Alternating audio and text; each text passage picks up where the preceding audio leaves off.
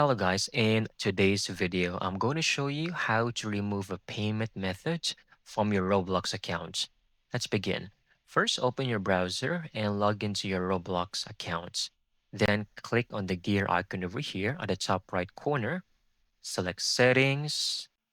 Over here, select payment methods.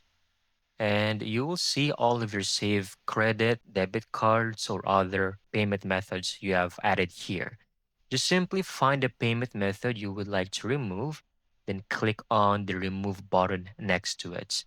This will instantly delete it from your Roblox account, so you won't be billed anymore. It would be the same if you have the Roblox player on your PC.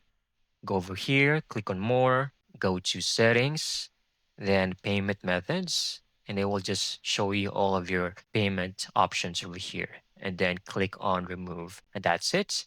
I hope you found this video very helpful.